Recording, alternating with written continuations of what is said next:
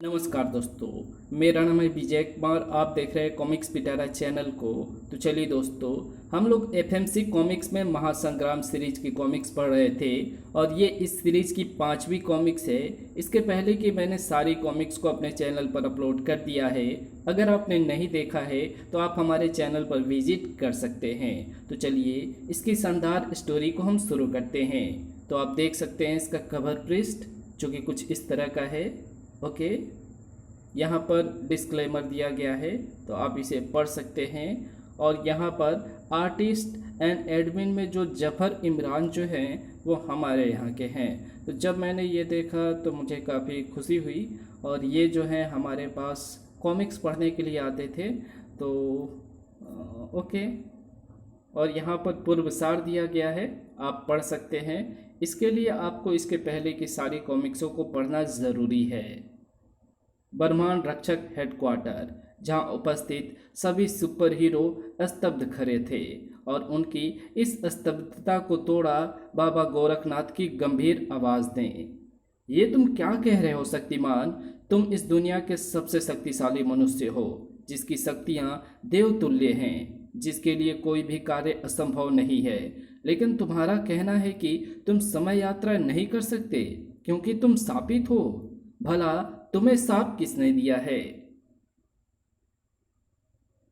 दुख से भरपूर थी शक्तिमान की आवाज। ये सत्य है कि मैं इस दुनिया का सबसे शक्तिशाली मनुष्य हूँ बाबा गोरखनाथ, जिसकी शक्तियाँ देवतुल्य हैं, परंतु मैं देवता अथवा भगवान नहीं हूँ।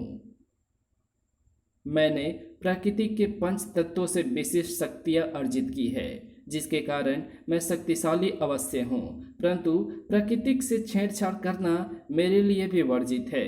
वर्षों पहले एक घटना में मृत हो चुकी अपनी सहकर्मी गीता विश्वास को मैंने अपनी शक्तियों से दोबारा जीवन दान दिया है, जिसके कारण प्रकृति का ये चक्र टूट गया था।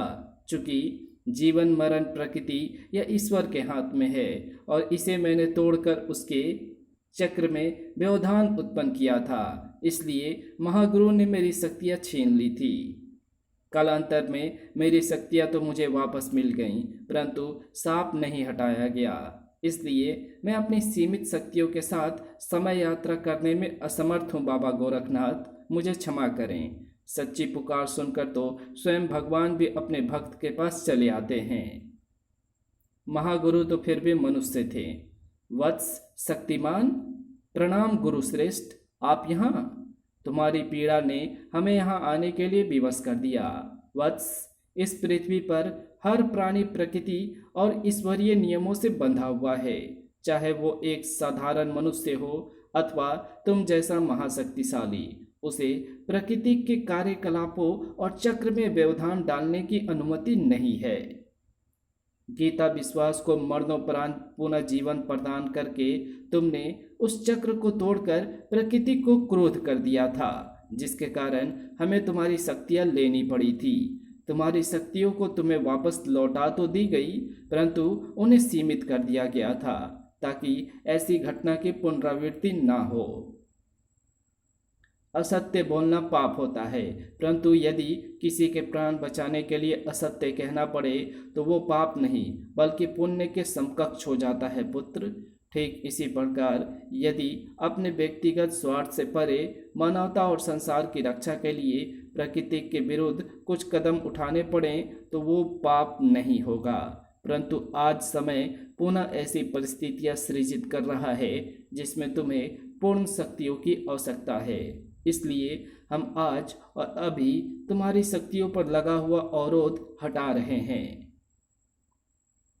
इसलिए हम आज और अभी तुम्हारी शक्तियों पर लगा हुआ अवरोध हटा रहे हैं। अब से इसी क्षण से तुम पुनः पूर्ण रूप से शक्तिशाली शक्तिमान बन जाओगे। परंतु ये स्मरण रहे पुत्र, अपने व्यक्तिगत स्वार्थ के लिए भविष्य में यदि तुमने अपनी शक्तियों का दुरुपयोग किया तो फिर तुम शक्तिमान नहीं रह पाओगे। धन्यवाद महागुरु, मैं प्रतिज्ञा करता हूँ अपनी शक्तियों का प्रयोग कभी अपने व्यक्तिगत स्वार्थ के लिए नहीं करूँगा। अब जाओ, जिस उद्देश्य के लिए गोरखनाथ जी ने तुम्हें बुलाया है उसे पूर्ण करो। हमारा आशीर्वाद सदा तुम्हारे साथ है। अब मैं समय यात्रा के लिए तैयार हूँ बाबा गोरखनाथ, आदेश कीजिए। ठहरो शक्तिमान, इतने अधीर मत बनो। तुम अभी अभी नागदेव की यात्रा से लौटे हो और अब तो महागुरु के आशीर्वाद से तुम्हारी शक्तियाँ भी तुम्हें वापस प्राप्त हो चुकी है। परंतु मेरा एक सुझाव है। महागुरु जैसे आए थे वैसे ही पुनः अंतर्ध्यान हो गए। कैसा सुझाव गुरुवर? नागद्वीप पर तुम्हारा सामना राक्षस राज चंडकाल और तमराज किलमिश से हुआ था। इससे ये स्पष्ट है कि दोनों आपस में मिलकर संपूर्ण पृथ्वी के अहित के लिए कुछ योजना बना रहे हैं। इसलिए मेरा सुझाव है कि समय यात्रा अकेले करना सही नहीं होगा, इसलिए अपने साथ सहयात्री लेकर जाना उचित होगा। परंतु मेरे साथ सहयात्री के रूप में कौन जाएगा? वैसे तो यहाँ उपस्थित हर सुपर हीरो समय यात्रा पर तुम्हारे साथ जाने के लिए समर्थ है, परंतु यदि मेरी दूरदृष्टि के अनुसार देखा जाए तो नागराज और परमाणु तुम्हारे साथ जाने के लिए समर्थ सहयात्री होंगे और इन्हें तुम्हारे साथ समय यात्रा पर भेजने के लिए मेरे पास एक सशक्त कारण है। जहाँ नागराज सर्वशक्ति धारक है, वहीं परमाणु भी अद्भुत वैज्ञानिक शक्तियों का स्वामी है। महात्मा कालदूत अत्यंत प्रलयंकारी शक्तियों के स्वामी हैं, इसलिए ये समय यात्रा नागराज और परमाणु के साथ करो तो बेहतर होगा। आपका सुझाव तो उत्तम है गुरुवर, परंतु एक समस्या और भी है कि मैं अपने साथ समय यात्रा पर किसी एक को ही लेकर जा सकता हूँ। हाँ, यदि कोई यान अथवा यंत्र होता तो मैं अपनी शक्ति से उसमें अधिक आदमी लेकर जा सकता था। इसलिए अब आप मुझे बताइए कि इनमें से मैं किसके साथ जाऊं? नागराज और परमाणु तुम्हारे साथ ही जाएंगे शक्तिमान, हम तुम्हारी मदद करेंगे। नागपाशा और गुरुदेव, तुम दोनों यहाँ कैसे आ पहुँचे?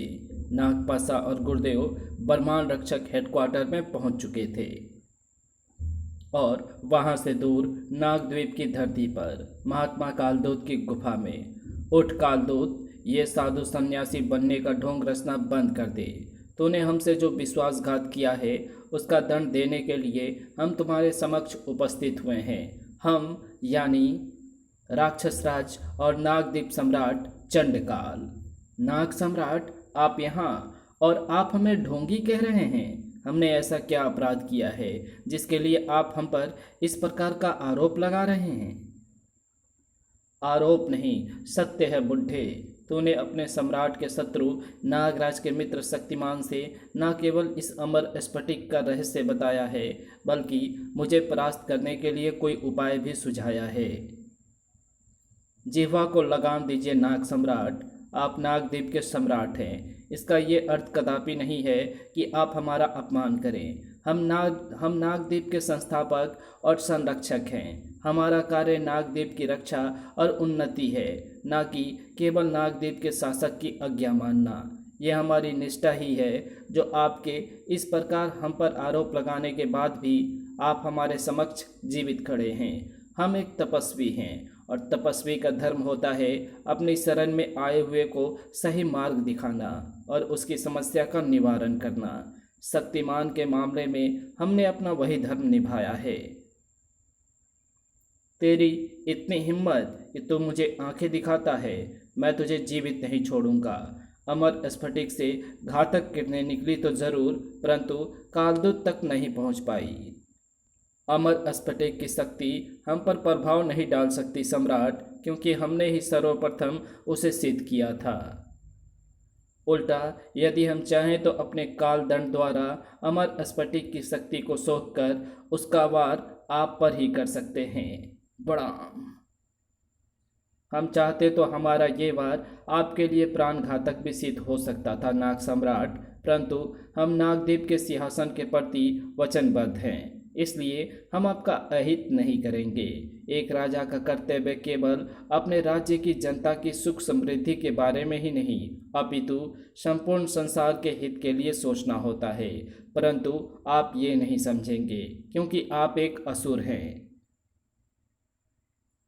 हम अभी भी नागद्वीप के सिंहासन के लिए वचनबद्ध हैं और ये भी सच है कि हम नागद्वीप के शासक का आज्ञा का पालन करेंगे, लेकिन इसका ये अर्थ कदापि नहीं है कि आप अथवा सम्राट के पद पर बैठा हुआ कोई भी व्यक्ति नागदीप या हमारे विरुद्ध कोई कदम उठाएगा तो हम मूक बधिर बनकर उसे देखते रहेंगे।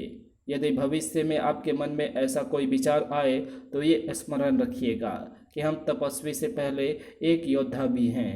अब हमें क्षमा करें, हमारी समाधि का समय हो रहा है। कालदूत की गुफा से निकला चंडकाल सीधा काल गुफा में पहुंचा, जहां पर उसकी प्रतीक्षा कर रहा था तमराज किल्विस। आओ चंडकाल, मैं तुम्हारी ही प्रतीक्षा में था। कहाँ गए थे तुम? उस बूढ़े नाग की खबर लेने, जो हमारे ही विरुद्ध षड्यंत्र में शक्तिमान की सहायता करने की सोच रहा था। पर वो बहुत ही शक्तिशाली है, इसलिए मैं सोच रहा हूँ कि उसे अपना आखिरी मोहरा बनाकर रखूँगा, ताकि सुपर हीरोज को मारने के समय वो काम आ सके। तुम अमर स्फटिक प्राप्त कर चुके हो चंडकाल, अब आगे की सोच रखो, यानी सुपर हीरोज को मारने की ही नहीं, बल्कि पूरी दुनिया पर अपना राज कायम करके उन्हें अपना गुलाम बनाने की। अगर सुपर हीरोज तुम्हारे गुलाम बन जाते हैं तो पूरी दुनिया तुम्हारे पैरों में होगी, और अब समय व्यर्थ करना मूर्खता है। इसलिए हमें अब अपना अभियान शुरू कर देना चाहिए। हाँ, सही कहा, लेकिन एक अड़चन है अभी। शक्तिमान जैसे कुछ सुपर हीरो भी हैं जो बहुत शक्तिशाली हैं, और जिनसे निपटने के लिए मुझे थोड़ी तैयारी करनी होगी। मैं पूरी पृथ्वी पर अपने राक्षस राज की स्थापना के लिए गंभीर हूँ किल्विस, लेकिन केवल अमर स्फटिक मेरे लिए काफ़ी नहीं है, क्योंकि अमर स्फटिक मेरे पास होने के बावजूद भी शक्तिमान मुझसे बचकर निकल जाने में सफल रहा है। शक्तिमान, नागराज और सुपर कमांडो ध्रुव जैसे मानव मेरे लिए अभी संकट हैं, और उसके लिए मुझे अतिरिक्त शक्ति अर्जित करनी होगी। बिसर्पी। अगले ही क्षण बिसर्पी प्रकट हुई। आदेश करे सम्राट, एक यज्ञ का आयोजन करो। हमें अपने आराध्य गुरु राक्षस देव धन्नाराक्ष को प्रसन्न करना होगा। आदेश का पालन होगा सम्राट। अंधेरा कायम रहे। अंधेरा और पाप प्रचंड होना आरंभ हो गए थे, और उधर ब्रह्मांड रक्षक हेडक्वार्टर में नागराज, गुरुदेव और नागपाशा को देखकर हैरान था। तुम दोनों यहाँ कैसे पहुंच गए गुरुदेव? आसान था नागराज, हमने महानगर में घूम रहे तुम्हारे एक सर्प को पकड़ा और उसके शरीर की तरंगों के जरिए तुम्हारे शरीर की तरंगें पकड़ते हुए यहाँ तक आ पहुँचे। लेकिन तुम लोगों को मुझसे क्या काम है जो तुम यहाँ ब्रह्मांड रक्षक हेडक्वार्टर तक आ पहुँचे? हमें तुम्हारी मदद चाहिए नागराज, और शायद तुम्हें हमारी, क्योंकि ये सारा बखेड़ा हमारी वजह से ही खड़ा हुआ है। मैं समझा नहीं तुम कहना क्या चाहते हो। मैं तुमको शुरू से पूरी बात बताता हूँ नागराज। दरअसल उस रोबोट एक्सेल को तुम्हें मारने के लिए मैंने ही भेजा था। गुरुदेव नागराज को एक्सेल के भेजने से लेकर चंडकाल के मिलने और नागदेव जाकर अमर स्फटिक हासिल करने तक का सारा किस्सा सुनाता चला गया। सारी बात सुनने के बाद सिर्फ मुझसे बदला लेने के लिए तुमने न केवल महानगर में तबाही मचवाई, बल्कि नागदेव पर सैकड़ों नागों को मरवा दिया। क्या यही तुम्हारा धर्म है गुरुदेव? तुम नायक हो तो हम खलनायक हैं नागराज। अगर तुम पुण्य के रखवाले हो तो हम पाप के पक्षधर। ये तो लगा रहेगा। फिलहाल असली मुद्दे पर आते हैं। शायद तुम्हें अंदाजा भी नहीं है गुरुदेव कि तुम लोगों ने कितनी बड़ी मुसीबत को हवा दे दी है। चंडकाल अब अमर स्फटिक की मदद से सारी दुनिया को राक्षस बनाना चाहता है। हम जानते हैं नागराज कि हमने चंडकाल की मदद करके अपने ही पैरों पर कुल्हाड़ी मार ली है, इसलिए हम यहाँ मदद के लिए आए हैं। लेकिन तुम हमारी मदद कैसे करोगे? जब हम यहाँ अंदर आ रहे थे तो शक्तिमान और गोरखनाथ की बातें सुन चुके थे, और मैं एक ऐसे यंत्र का निर्माण कर सकता हूँ जिसके जरिए शक्तिमान अपने साथ किसी अन्य को भी लेकर समय यात्रा कर सकता है, क्योंकि मेरे लिए अपने यांत्रिक ज्ञान की मदद से ऐसे यंत्र का निर्माण करना कोई मुश्किल कार्य नहीं है। वर्षों पहले मैंने एक यंत्र का नक्शा बनाया था जिसकी मदद से जो समय यात्रा की जा सके, और अब लगता है कि अब उस यंत्र को बनाने का समय आ गया है। गुरुदेव भले ही पाप का प्रतीक है, परंतु हमें आशा है कि वो तुम्हारी मदद अवश्य करेगा। अब समय है कि तुम लोग मिलकर चंडकाल का सामना करो और मानवता और पृथ्वी की रक्षा करने में सफल बनो। मेरे जाने का समय हो चुका है, परंतु मेरी शुभकामनाएं तुम सबके साथ है। धर्म की रक्षा करो, अधर्म का नाश करो। बाबा गोरखनाथ भी प्रस्थान कर गए। समय यंत्र का निर्माण करना शुरू कर दो गुरुदेव। परमाणु और स्टील के साथ बाकी सारी चीज़ें मैं तुम्हें उपलब्ध करवा दूंगा, लेकिन मुझे शक है कि शायद इस कार्य में कई दिन लग जाएंगे। उसकी फिक्र मत करो, क्योंकि जब इस धरती का सबसे तेज विज्ञान तुम्हारी मदद करेगा तो कई दिन का कार्य कुछ घंटों में ही पूरा हो जाएगा। और मदद के लिए आएगा मेरा मित्र और स्वर्ण नगरी का रक्षक देव धनंजय। आओ मित्र धनंजय, एक बार फिर तुम्हारी मदद की ज़रूरत आन पड़ी है। बताओ मित्र, मुझे क्या करना है? ध्रुव धनंजय को सारी बात बताते चला गया। सारी बात सुनने के बाद, तुम चिंता मत करो ध्रुव, मैं स्वयं गुरुदेव के साथ उस समय यंत्र का निर्माण में लगता हूँ। हमें तुमसे यही आशा थी मित्र।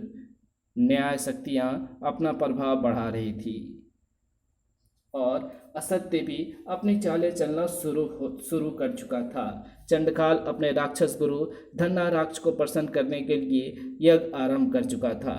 हे असुरों के कुल गुरु एवं राक्षस शिरोमणि धन्नाराक्ष, मैं राक्षस राज भद्रकाल का पुत्र और पृथ्वी पर उपस्थित अंतिम जीवित राक्षस चंडकाल आपका आवाहन करता हूँ। मुझे संपूर्ण पृथ्वी पर एक बार फिर से राक्षस राज स्थापित करने के लिए आपकी आवश्यकता है। कृपया आहुति स्वीकार करके मुझे दर्शन दे गुरु धन्नाराक्ष। गरजते हुए चंडकाल ने यज्ञ में अंतिम आहुति डाली। अगले ही क्षण, हम तुमसे प्रसन्न हुए वत्स। चंडकाल, मांगो, क्या मांगते हो? मुझे एक बार फिर से आपकी सहायता और शक्ति की आवश्यकता है गुरुदेव। संपूर्ण पृथ्वी पर एक बार फिर से राक्षस राज स्थापित करने का समय आ चुका है गुरुदेव, और ये कार्य बिना आपके सहयोग के संभव नहीं होगा। सैकड़ों वर्ष पहले भी हमने तुम्हें सहयोग दिया था चंडकाल, परंतु जब उस समय तुम राक्षस राज स्थापित नहीं कर पाए तो अब कैसे कर सकोगे? तुमसे पूर्व भी कई शक्तिशाली असुरों को हमने शक्तियाँ प्रदान की थी, परंतु हर युग में देवताओं के पक्षधर हम राक्षसों को मात देते आए हैं, और इसलिए हमने भी अज्ञातवास में चले जाने का निर्णय लिया था। परंतु आज तुम्हारी पुकार सुनकर हमें आना पड़ा। इस बार नहीं गुरुदेव, अब मेरे पास महादेव शिव की एक भीषण शक्ति है जिसके आगे देव के उपासक नहीं टिक सकते, और एक बार मानव जाति हमारी गुलाम बन जाए तो उनकी शक्ति से हम देवों से भी अधिक शक्तिशाली बन जाएंगे। वाह चंडकाल, बहुत समय बाद किसी ने हमारे हृदय की बात कही है। हम तुमसे प्रसन्न हुए। बताओ, क्या इच्छा है तुम्हारी? मुझे मानव को गुलाम बनाने की शक्ति प्रदान कीजिए गुरुदेव।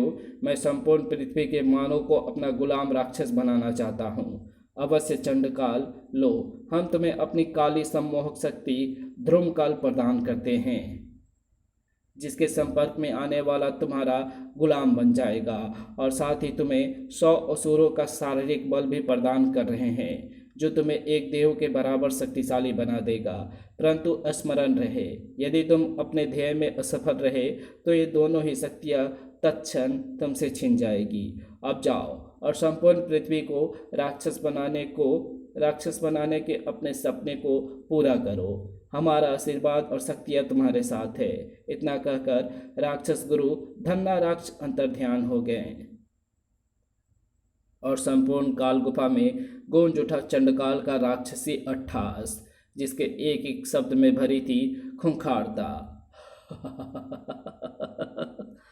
अमर स्फटिक के कारण नाग जाति पहले से ही मेरी गुलाम है, और अब मानव जाति भी मेरी गुलाम बन जाएगी।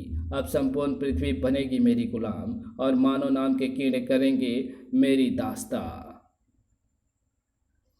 अब अगर किसी सत्य या पुण्य के पक्षधर ने मेरे राह को रोकने की कोशिश की तो उसे कुचल कर रख दूंगा। अब मैं बनूंगा इस पृथ्वी का नया भगवान, नया शासक, मैं यानी राक्षस चंडकाल। अंधेरा कायम रहे। आओ किल्विस, एकदम सही समय पर आए हो। मुझे प्रतीत हो रहा है कि तुम अपने मकसद में सफल हुए हो। हाँ, राक्षस गुरु धन्नाराक्ष ने मुझे अपनी शक्ति और अपना बल प्रदान किया है, और साथ ही अपने सम्मोहक शक्ति धर्मकाल भी, जो अब मेरे विश्व विजेता बनने का मार्ग प्रशस्त करेगी। गुरु धन्नाराक्ष की काली शक्तियाँ पाकर मैं स्वयं को अब और शक्तिशाली महसूस कर रहा हूँ। अब मुझे पृथ्वी पर राक्षस राज अभियान शुरू करना है। उसके बाद मानव करेंगी मेरी गुलामी, और उसकी भक्ति से शक्ति प्राप्त करने के बाद मैं देवताओं को भी हराकर स्वर्ग को भी जीत लूँगा। और अब मैं पूर्व की भांति ब्रह्मांड रक्षकों से लड़ने की गलती नहीं करूँगा, बल्कि इस शक्ति से उन्हें भी गुलाम बनाऊँगा, चाहे वो सुपर कमांडो ध्रुव हो या शक्तिमान। अंधेरा कायम रहे, कायम रहे। और फिर चंडकाल का अक्स लगभग हर शहर के ऊपर उभरा, जिसकी एक झलक ही मानव को खौफ से भर देने के लिए काफ़ी थी। सुनो मानव नाम के कीड़ों, आज और अभी से मैं यानी राक्षस राज चंडकाल तुम्हारा नया भगवान और पूरी दुनिया का भाग्य बिताता हूँ। आज से तुम सब बनोगे राक्षस और करोगे मेरी गुलामी। अब इस दुनिया से देवताओं की सत्ता हटाकर मैं अपनी सत्ता स्थापित करूँगा, और जो भी मेरे विश्व विजय के अभियान में रोड़ा डालेगा उसे मिलेगी एक भयानक मृत्यु। ध्रुमकाल की शक्ति शहरों के ऊपर छाती चली गई, और शहर के शहर अंधेरे में ढकते चले गए। लोग चौंक पड़े। अरे, ये काले बादल कैसे मंडरा रहे हैं? बादल नीचे आ रहे हैं। मुझे कुछ गड़बड़ लगती है। ये बादल हमें घेर रहे हैं। मुझे कुछ हो रहा है। ध्रुमकाल शक्ति के प्रभाव में आने में लोगों को केवल कुछ ही क्षण लगे, और अगले ही पल इन लोगों को क्या हुआ? इनके चेहरे बदल गए हैं, और ये तो राक्षस बन गए हैं। प्रशासन तुरंत हरकत में आ गया। यही धुएं के बादल हैं जो पूरे शहर में लोगों को पागल कर रहे हैं। खत्म कर दो इन्हें। हो सकता है कि इन खतरनाक बादलों के पीछे कोई छुपा हो। नो डाउट, फायर करो। पुलिसकर्मियों ने अपनी बंदूकें चलानी शुरू कर दी, लेकिन कोई नतीजा नहीं निकला। इन बादलों पर कोई असर नहीं हो रहा है। हाँ, हमारी गोलियां इन्हें बिना नुकसान पहुंचाए दूसरी ओर निकल रही है। पुलिस वालों की गोलियां का तो ध्रुमकाल पर कोई असर नहीं हुआ, लेकिन ध्रुमकाल ने पुलिस वालों को ज़रूर अपने घेरे में ले लिया। बचो, ये धुआं हमें अपने आगोश में ले रहा है। हमें भी कुछ हो रहा है। हम भी राक्षस बन रहे हैं। राक्षस राज चंडकाल की जय। ध्रुमकाल तेजी से शहर दर शहर फैलता जा रहा था, और लोग तेजी से राक्षस बनते जा रहे थे। और राक्षस बनने के बाद इंसान वही कर रहे थे जो राक्षस करते हैं, आपस में लड़ना भिड़ना, लूटपाट और एक दूसरे का खून बहाने के साथ साथ आतंक फैलाना और विनाश मचाना। तबाही मानवता के ऊपर हावी हो रही थी, और इंसान के पास इस मुसीबत से बचने का कोई रास्ता नहीं था। हद है, शहर के शहर राक्षस बने जा रहे हैं, और हम इंसान कुछ भी नहीं कर पा रहे हैं। अगर ऐसे ही चलता रहा तो सारी दुनिया राक्षस बनकर सचमुच उस राक्षस चंडकाल की गुलाम बन जाएगी। यहाँ तक कि राहत और बचाव टीम के साथ साथ पुलिस और प्रशासन के लोग भी इसकी चपेट में आकर राक्षस बन रहे हैं। सर, वैज्ञानिक इस समस्या का हल ढूंढने में लगे हुए हैं। हो सकता है कि कुछ पता चले, लेकिन हमारी सारी कोशिशें बेकार है सर। हम इस मुसीबत का कोई हल नहीं ढूंढ सके। उल्टे हमारी टीम के भी कई लोग राक्षस बन चुके हैं। धुआं महामारी की तरह पूरी दुनिया में फैल रहा है, और मानवता के पास इससे बचने का कोई रास्ता नहीं है। एक रास्ता है, और वो रास्ता है राक्षस बनकर मेरे गुलाम बन जाओ और मेरी जय जयकार करो, मेरी यानी राक्षस राज चंडकाल की। एक तरफ चंडकाल सारी दुनिया को राक्षस बनाने में जुटा था, और दूसरी ओर उसे रोकने के लिए ब्रह्मांड रक्षक टीम भी तैयारी कर रही थी। बस कुछ परीक्षण और करने होंगे, उसके बाद ये मशीन इस यांत्रिक गोले की मदद से समय यात्रा करने के काबिल हो जाएगी। तुम्हारा यांत्रिक ज्ञान अद्भुत है गुरुदेव। एक जिस फॉर्मूले की खोज अभी तक मानव विज्ञान नहीं कर सका, उसे तुमने न केवल तैयार किया है, बल्कि उसकी सहायता से ये समय यंत्र भी बना लिया है। तुम्हारा विलक्षण विज्ञान भी एक चमत्कार ही है। स्वर्ण मानो, मेरे फॉर्मूले पर काम करने में मुझे जो कई महीनों का समय लग जाता, उसे तुम्हारी अति उन्नत विज्ञान ने केवल कुछ ही घंटों में तैयार कर दिया। खैर, अब हमें अपने परीक्षण पूरे कर लेने चाहिए। और अगले कुछ घंटों के बाद समय यंत्र तैयार था। नागराज, हमारे अनुसार अब ये मशीनें तैयार हो चुकी है। अब मैं इसे चार्ज पर भी लगा चुका हूँ। बस कुछ देर और लगेंगी और उसके बाद तुम समय यात्रा के लिए रवाना हो सकोगे। तुम्हारा बहुत बहुत धन्यवाद धनंजय। बिना तुम्हारे सहयोग के ये काम नहीं हो सकता था। पृथ्वी की रक्षा करना केवल मानव ही नहीं, बल्कि देवों का भी दायित्व है नागराज, और मैं भी अपना वही दायित्व निभा रहा हूँ। इससे पहले कि नागराज और कुछ कह पाता, बाहर से आने वाली चीख पुकार की आवाज़ ने उनका ध्यान भंग कर दिया। यह आवाज़ कैसी? अब बाहर कोई मुसीबत तो नहीं आ गई? घबराने की कोई ज़रूरत नहीं है दोस्तों, तुम लोग अपनी तैयारी करो। मैं बाहर देख कर आता हूँ क्या बात है। अपनी तेज़ गति से ब्रह्मांड रक्षक हेडक्वार्टर से बाहर लहराया परमाणु। बाहर आते ही हक्का बक्का रह गया। ये क्या है? ये मैं क्या देख रहा हूँ? ये तो आकाश से लेकर धरती धरती तक पूरे शहर पर ये काली धुंध कैसी छाई हुई है, जिसके आगे कुछ भी दिखाई नहीं दे रहा है। और ये धुंध गगनचुंबी इमारतों से लेकर जमीन पर हर जगह छाई हुई है। मुझे इस धुंध के परे जाकर देखना होगा। तेजी से नीचे की तरफ लहराया परमाणु। नीचे का नज़ारा देखकर सन रह गया। हे भगवान, ये क्या? ये धुंध किसी अजगर की भांति लोगों को अपनी चपेट में ले रही है, और इसकी चपेट में आए हुए लोगों में अजीब से बदलाव हो रहे हैं। ओह माय गॉड, ये तो राक्षस बन रहे हैं। परमाणु आगे लहराया, लेकिन हर जगह यही स्थिति थी। धुंध की चपेट में आकर पूरे शहर के लोग राक्षस बन रहे हैं, और मेरे पास इसको रोकने का कोई तरीका नहीं है। अचानक परमाणु चौंका। ओह, ये क्या? ये धुंध उन छोटे छोटे बच्चों की ओर बढ़ रही है, और अगर इस धुंध ने उन्हें भी जकड़ लिया तो वो भी राक्षस बन जाएंगे। मुझे उन्हें बचाना होगा, और उसके लिए मुझे अपनी स्पीड का इस्तेमाल करना होगा। अपने सुपर स्पीड का इस्तेमाल करके परमाणु लहराया। ध्रुव काल से पहले ही उन बच्चों तक जा पहुंचा। घबराओ मत बच्चों, मैं तुम्हें कुछ नहीं होने दूंगा। परमाणु हमें बचाओ। परमाणु बच्चे को लेकर उड़ गया। डरो मत, अब तुम सुरक्षित हो। लेकिन तुम लोगों को बाहर नहीं आना चाहिए था बच्चों। हम तो खेल रहे थे परमाणु अंकल, लेकिन उस धुएं ने हमें डरा दिया। लेकिन आपने आकर हमें बचा लिया। चलो मैं तुम्हें तुम्हारे घर छोड़ दूं। मुझे नहीं पता बेटे, लेकिन शायद तुम्हारे मम्मी पापा भी तुम्हारी ही तरह मुसीबत में फंसे हो सकते हैं, शहर के बाकी हजारों लोगों की तरह। और अभी मुझे जाना होगा। परमाणु अंकल, वो लोग राक्षस कैसे बन गए, और हमारे मम्मी पापा कहाँ हैं? परमाणु एक बार फिर उन बच्चों को छोड़कर उड़ चला।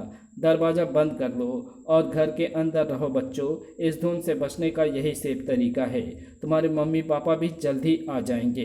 अब मुझे वापस ब्रह्मांड रक्षक हेडक्वार्टर लौटना होगा। ओह, अब ये धुंध मुझ पर हमला कर रही है, और अगर मैं इसकी पकड़ में आ गया तो मैं भी उन लोगों की तरह राक्षस बन जाऊंगा, और मुझे इससे बचना होगा, और उसके लिए ट्रांसमिट होना होगा। अपनी बेल्ट का एक बटन दबाकर ट्रांसमिट हुआ परमाणु, और साथ ही छूट गया मौत की उस जकड़ से। ओफ, बाल बाल बचा, वरना आज राक्षस बनना तय था। और अब ये धुंध आगे जा रही है। दुनिया पर भयंकर खतरा मंडरा रहा है। मुझे ब्रह्मांड रक्षक हेडक्वार्टर लौटना होगा। द्रुत गति से उड़ चला परमाणु। जल्दी ब्रह्मांड रक्षक हेडक्वार्टर जा पहुंचा। आओ परमाणु, बाहर क्या स्थिति है? स्थिति हमारी सोच से कहीं ज़्यादा खराब हो चुकी है ध्रुव। चंडकाल ने अपनी चालें चलनी शुरू कर दी है दोस्तों। परमाणु एक सांस में सारी बात बताता चला गया। सुपर हीरोज परेशान हो उठे थे। अब हम क्या करें? मेरी सर्प भी मुझे महानगर में विभिन्न जगहों पर लोगों के राक्षस बनने की सूचना दे रहे हैं।